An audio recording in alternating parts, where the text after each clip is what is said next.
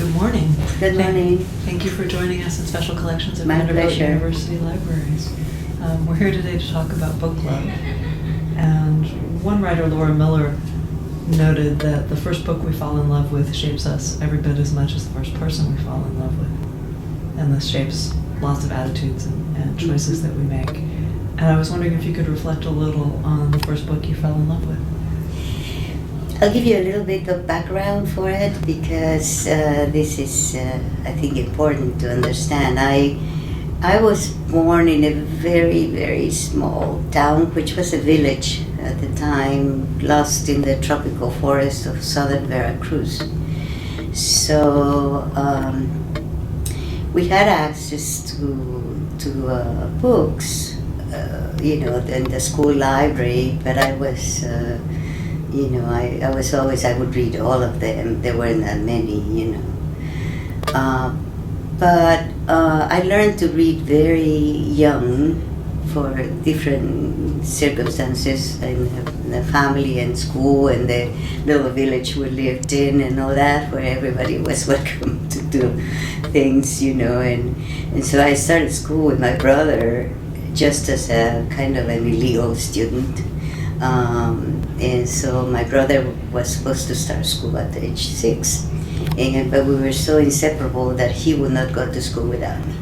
So my father went to talk to the principal, and the principal said, "Oh yeah, she can come as long as she's quiet. We're going to put a little, desk in the back of the room. She can come. She'll get tired. She's only 4 years old, that kind of thing." I didn't get tired, and so when my brother moved on, I did all my father would correct my homework, because I didn't exist. I was an invisible student. So then I moved on to the second grade with my brother. Again, the same, I loved school. I was just every day. I was always waking him up early. Let's go, we have to go to school. So then it was time for me to start school. Well, where do they gave me tests for all the subjects and everything. I passed it, but I was too young. So they kept me one year. Right? So I started at age 6, the third grade. And so from then on, I loved books. So when I was 7, the Magi, the 3 kings, which was a time when we got presents, the children got presents, not Christmas. And so they brought me 3 gifts. One was a doll, the second was a doll's house, and the third one was 1001 Nights, the children's version. And that was my very first book that I loved. I loved the stories. I loved everything about it, So, but my mother insisted on my carrying doll everywhere, because in a way, a doll is kind of like a baby. So in a way, it's a way to start girls on what they're going to do later on in life. And so my father believed in, he always said, you educate a man, a son, you educate an individual. But when you educate a woman, a daughter, you educate a family. So he was very much in favor of us, my sister and I, the only 2 girls in the family, getting a very good education, as equal or even better in some ways than my brothers, and I have 6 brothers. So, the impact of that, I had to find a way to please my mom and take my book up a tree, one of my favorite trees, where I would read. And so what I did was find a very long cord. I tied it to the doll, around the neck. And every time I heard my mother or somebody coming into the patio where the tree was, I would just bring it up and, hold it. But imagine holding that doll and trying to read up there. I knew I was going to break my neck. One time I was so taken by the reading, the stories, that I didn't hear my mom coming. So when I looked down, finally, my mom was looking at the doll hanging there. And I thought, oh my God, I'm in trouble for the rest of the year, So I came down and she did not say anything. When my mother had no words left in her, I knew I was in really, really, really trouble. Well, supper came and my father came home from the office and my mother told him, and my dad was always so taken by all the things we used to do. He was really truly a a family man and very much into us, the children. And so he just laughed and he said, well, okay, well, I'll have to do something about it. So the next day, my father comes early from the office for the noon meal. And he says, why don't we play with your little, doll's house? My father playing with the doll's house. So he started, it was all dusty and everything. We had to clean up everything, so when we finished that, it seemed so boring that I just went to my room, picked up my book, and went up that tree to read. And he just laughed, obviously I wasn't interested in all the other things. My mom thought that I was going to be a terrible mother. And she was so extremely delighted that I was such a good mother when I finally had a child. Because I had hung that doll, Anyway, this is the background for my loving Scheherazade. I had no idea that one day I would write stories of my own. But that's where I started, my love for the story.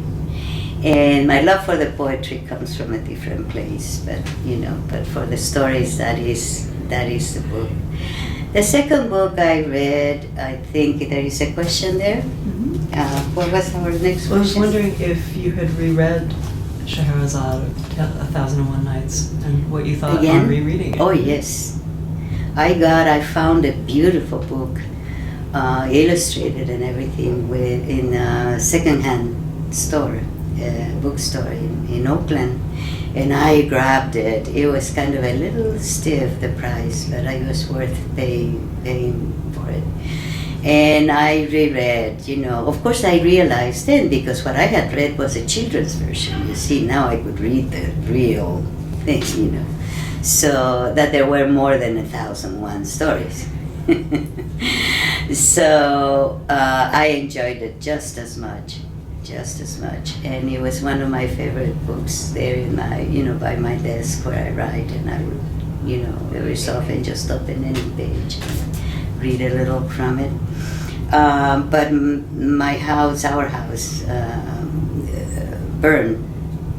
There was a fire in the house, in my library, and it was an old house which had not very good. They hadn't changed the electrical, wires and everything since it had been made. So they redid things around in the inside of the house, but not the electricity. And fortunately, we were not there, and it was a bit of a summer that was very, very one of those times that you say, where is this coming from? One thing after another, one unfortunate thing after another, for 6 weeks, and one of them was, and we were not there, thankfully. As a matter of fact, we were burying one of my husband's children who had died of juvenile diabetes. And so we were in another town when it happened. So, I had to face the fact that I don't know how many, I had been collecting first editions signed by all my, fellow writers and poets since the 60s. So I had a very good collection, and all burned, everything burned. every book I had burned, including 1,001 Nights, the Arabian Nights. So, well, I mean, you lose. I, with so much going on around me, I was the one who had to take care of everything and everybody. So I did not have time to mourn for my books and for Scheherazade, until much later.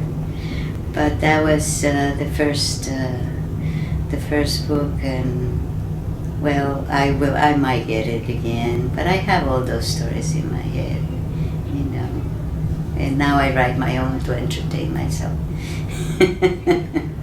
Was there a book that captured your imagination as a reader before college? College, well, see, when I was in Mexico, I was studying to be a dentist. Imagine, I would have been a dentist.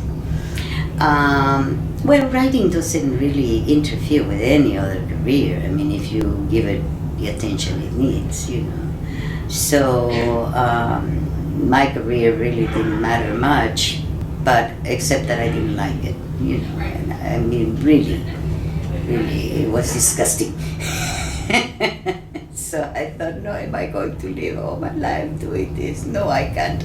So I got married instead and came to Berkeley, California with my husband, who was coming to UC Berkeley, and then also went to school there. So I read many books, none that captured me until I read 100 Years of Solitude. I was studying, I was in comparative literature, so I was studying English and Spanish lit together at the same time. And so I came across 100 Years of Solitude. It wasn't required for any school work at the time. I think at Berkeley, the Spanish department was mostly focused on the Spaniards, the Spanish people from Spain, in the literature rather than Latin America at that time. So, but I found that book, I read it in Spanish too, and then much later, when I was getting my master's, I read it in English for an English class. And it was also, I mean, you enter that book and you're at home. For anyone who's lived in Latin America and knows the ways in the culture, and the things in general that all Latin America shares in terms of the culture and the language, then you're at home, and so it was the same impact. I wanted to be able to do something like that, Of course, I'm a different kind of writer. I have my own voice, I have my own style, I have my own experiences, but there are those books that really kind of you remember for life, you remember every story, you reread them, and then there's, you're home with them. So that's it. Is there a book in your current work as a writer that influences you? A lot of people influence me now in a way, not necessarily because I am going to adopt their way of writing and all that, but because they add to my knowledge. And for the poets, I mean, it's just an incredible richness, all throughout in the Spanish language, and also the Chicano movement, which I joined as when I was in Berkeley, and it's been the poetry has been what keeps me sane. I write poetry. I think it comes from a different place entirely than fiction, the narrative. So it comes from a place that, I mean, if you think about it, poetry you can write a poem about almost anything, an idea, an object, a person, your own feelings, whatever experiences you have. So it's so much more universal, I think, in that sense, and more a way to access it in almost any culture. If you get a translation, for example, of poems from other languages. But I think there are three arts that are so close to human beings that it's impossible not to like, and go from one culture to another and still like something about it. And that's the visual arts, or graphic arts now, they call them graphic arts. Visual arts, like painting and all of that, drawings, and music and poetry. And when you pair music and poetry, you have the song, and there is nothing more powerful than a song, So that's poetry. The other one requires you're putting together information in a way that will be pleasing and will make sense at some point, even if you get things all in reverse or whatever way you write the story. You still have to just can get to the end knowing all that you need to know to put it together. Well, the poem is different. The poem hits you in a place that the story doesn't, So I think it's different, and I'm glad that they're different. Otherwise, I don't know what I would do. Probably write an epic poem. In the 21st century, a woman writing an epic poem, because it's the only way you would marry those two, the story and the poetry. So, but no, I want to keep them separate. I enjoy one for what it does to me, how it fulfills, the poetry fulfills something in me that the story doesn't.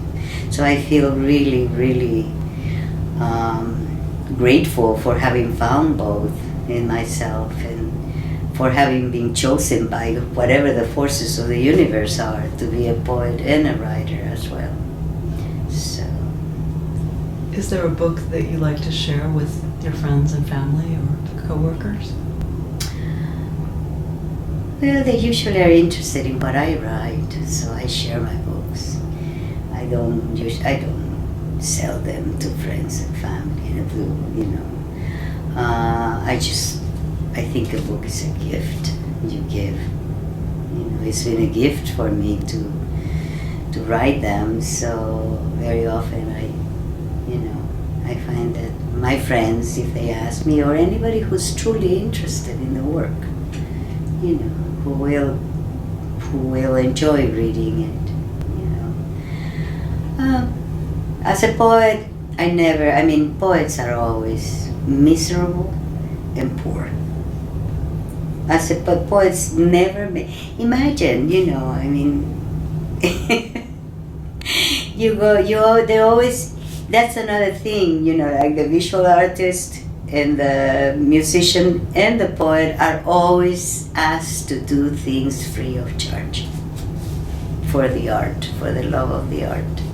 And we do it, As a writer, nobody would ever ask me to do a reading, for example, or a presentation without paying me, even if it is a token fee, But as a poet, I used to do when I was younger, I don't do it anymore, but when I was younger, I was doing 20 readings a month sometimes, because there were different groups that I belonged to, and the poets, we all got together and had our readings and all of that, and I was friends with Juan Felipe Herrera, who was a poet. What is it called? The poet for the nation. Last year, I think, the last 2 years. And he and I still call him Juanito. We were so young when we met, I still call him Juanito and he calls me Luchita. Like we were, when we met, that we were so young. So we ran around with so many other poets in San Francisco and Berkeley and Oakland, that we had a large group. And I still work with poets right now. I'm involved in a group that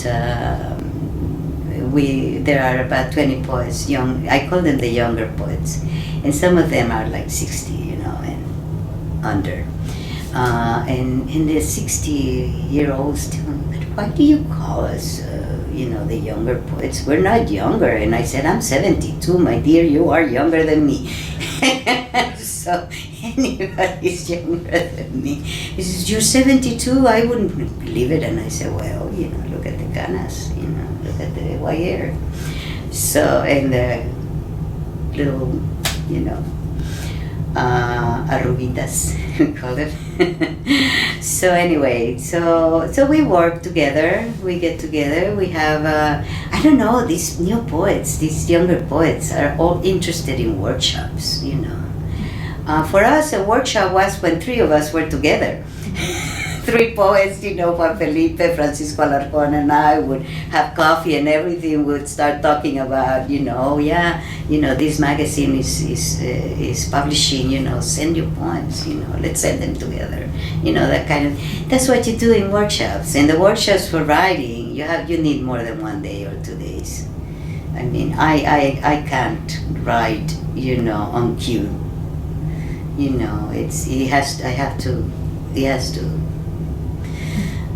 go in there and get processed, and then I write a story, and the poem has to grab me, a line has to grab me, a feeling has to grab me so strong that I can't let go, and so that's when I write the poem. I'm not a very, very prolific poet for that same reason. I don't write on cue, so anyway. In you're talking about books, I wonder if there's a gift book that you remember. A gift book. In particular, well, I've had so many gift books in a way from my fellow poets and writers, because we exchange. I give them my gift, they give me theirs. So there are quite a few books that I go back to and read of the younger poets, of the poets, because basically that's what I do every day. I read poetry. Whatever I'm writing, I read poetry. When I'm writing steady, like a novel, I also was a poet that went from rhyme to crime, because I write crime novels. I write the noir. And so people always ask me, how come? Well, it's very easy to answer. I used to read, my father had problems with his eyes when I was little, and I read so well. My father would ask me to read from the newspaper to him, except from the red page, which was a crime page. And he would fold it, put it in his pocket and dispose of it, but he never tore it up. So I went looking for it. And I would start reading about all that, blood all over, accidents, etc. Well, that I tired of that very fast, because it was the same thing, and somebody killed, there were shots and somebody got killed, etc. And they were very graphic. And I was not interested in that. But then one day I read the story of a woman who poisoned her husband because he was an abuser, and she had it. But she wasn't very good at doing this, so he survived her attempt. And she was never taken to court or anything. I mean, these were small towns, It was a different kind of justice. And so she was sentenced to taking care of her invalid husband for life, and the whole town was her prison. Everybody watched what she was doing, So that caught me, why? Because there was an intelligence behind the crime. She planned it. It's just that she didn't know how to get it to, the end that she wanted, but she planned it. She planned everything, and so it was the first time that I thought, this is what I like. And from that point on, that kind of story, or the detective story, which is the other point of view to the one who, to the criminal, quote unquote, it caught me. And I promised myself that I would write one story at least. Well, I wrote 5 novels. So people always ask, well, you went from rhyme to crime. What is this as a poet with all that sensibility? Poets want the best. And I said, and crime writers see the worst, and they try to find answers to those, things. And it's not that you just are going to, there are novels that are very graphic, but not the kinds of novels that I write. It's more the pursuit, more the catching what happens to this, so I like it. I have only one other novel, my first novel, that is not a crime novel, but other than that, that's what I do. But I'm not writing novel anymore. I don't like to write memoir either, So I have one book called Confessions of a Book Burner. And if you want to know why the title, you have to read the book, the last chapter, the last essay. So they're personal essays and family stories. And then I'm writing on another one that is a hybrid, because I don't like the way memoir is written. And the poet in me kind of, says, well, what is this, let's go for something new. Let's go for something more complicated, challenge yourself, So I'm writing one where I'm using flash prose and poetry and essay and all kinds of other stuff to put it together. So that's what I'm into now. My name is Lucha Corpi. Very interesting is my nickname, was always Lucha. My name, actually, given name is Luz del Carmen, which I love, but it's too long for people in the US. So I was always called Lucha as a nickname, and so I took my nickname and my father's name, of course, Corpi, as my author's name. And the other part of the question was to... How did you come to Vanderbilt? Well, I was invited by Lorraine Lopez and professors and Gretchen Certain, yes. And to come and do an Hermanas in Crime, the Sisters in Crime, the Latino Sisters in Crime. And so we came together for a symposium and for panels and readings and that, to kind of get the crime writing, the noir novel, beyond the places where it's being written. So I'm here with 3 other crime writers. We're having a great time.